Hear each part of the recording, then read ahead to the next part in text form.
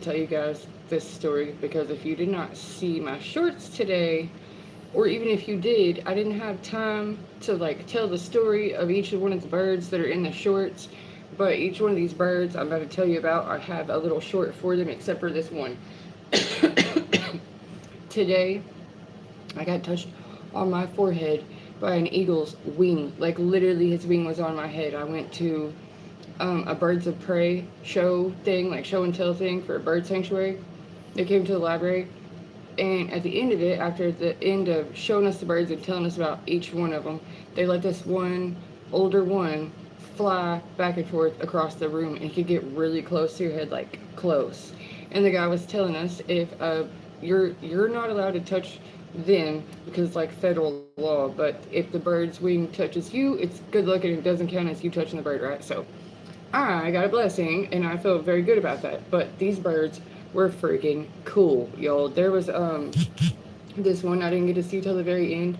It was an owl that was like his total size was about this big. His name was Godzilla. He was a murderous little thing for mice. He was vicious. There was a huge owl. This owl had an amazing story and a sad story. If you guys have ever seen the movie um, Polly with the little girl and the parrot, and the little girl has like a speech impediment, and the parrot's teaching her to talk. Long movie, sad movie, worth a watch. Okay, this owl that I'm talking about, if you look on the short from earlier, he's the huge one, and his name is Ritual. That's the owl's name. When he was made by a breeder who breeds birds, and he had this owl from baby size and a 7-year-old daughter, and the little girl had been spending all her time with this baby owl, like from the time he was like softball size, a baby tiny owl. She would hold him every night and she would sing to him every night, and she would like get in his like kennel slash cage with him and sing with him every night. Well, during the day she would be tired and she would be sleeping at school, so finally her teacher said something to her dad and was like, she can't sleep with the bird anymore, it's keeping her up at night and she's sleeping in the daytime. So the dad is like tells her no, and then she still doesn't stop, so he actually locks the bird's cage where she can't get in there and sing to him at night or spend time with the bird. So the bird actually crashes out, just goes into a rampage that he won't settle down from. And so the guy who's the breeder for the birds is like, I have to put him down, I'm gonna have to put him down. The people from the bird sanctuary actually heard about, they didn't know about the little girl, they heard about this big old owl who was going to have to be put down, and he was like a $10,000 bird. So they did a fundraiser to get this bird. They paid like $5,000 for him, and we're trying to get the other half, and they called and told him, don't put him down, we have raised the money to get him. And the guy's like, if you really want this bird, pay another $100 just for shipping basically, and we'll just give him to you. So after 12, 13 weeks of keeping this giant ass owl with a very temperamental attitude, the owl, the guy finally tells him, well, the owl had been imprinted by the 7-year-old girl who had been singing to him every night. So basically it's the separation from that little girl that made the bird freak out, and why it was so hard to like rehabilitate. That bird was also, crazy enough lore, for real, Harry Potter's bird's cousin. I mean, not Harry Potter, Malfoy. Like, the guy told us the whole story, but the same kind of owl, the same family of owls, and from the same breeder of those owls, this one Ritual that I'm talking about is the cousin of Malfoy's owl. I don't know how you meet bird celebrities, but there was one there. Then there was this crazy, gorgeous African hawk or eagle. I think he was a hawk, an African hawk. He has worked for 10 years. This bird literally worked at the Daytona 500, clearing little rabbits and mice and stuff off the tracks. He also worked at an airport, getting things off of the runway and stuff like that. Like, have you ever heard of a working bird? We just don't think about this stuff, but we think it's just us. We think we're the ones having to get up and go and do every day. They're putting the animals to work here, y'all. They don't care. Dogs work, horses work, goats work, birds work. Everybody got a job to do, right? That bird is the one who got to fly back and forth at the end.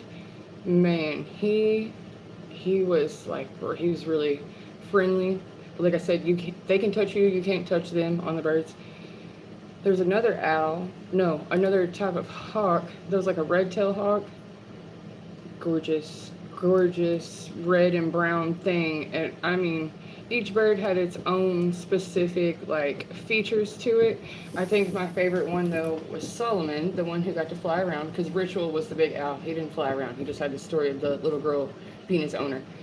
And the other one that worked at the Daytona, I think that one was only about 10 or 11 years old.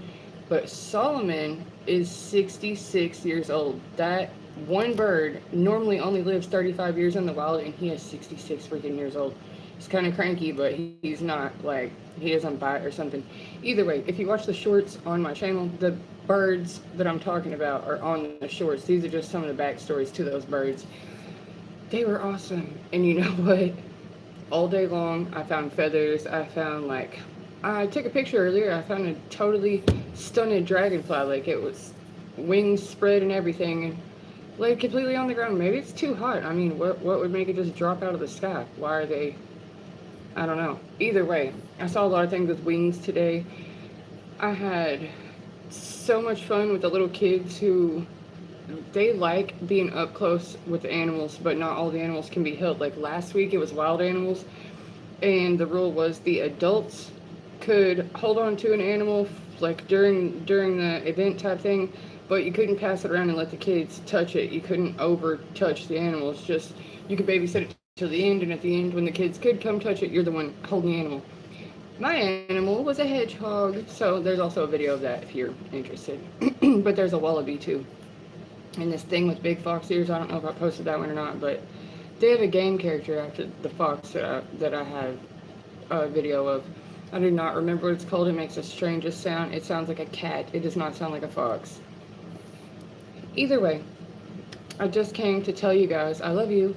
I'm glad you stopped in to see me. If you get the chance to watch these killer birds just do their thing up close and personal, it's fun. It's awesome. It's like petting a tiger. Do it. Do it, because you can. They let the little 7-year-old girl be right next to the owl, and she was afraid. She was like, I don't want him to get me because he's half of her size, which is fair. But obviously the birds are well trained and they've done the shows a lot, or they would not be around children. However, not all people with children listen to the rules very well, and sometimes the kids want to bring their own snacks and kind of instigate the animals.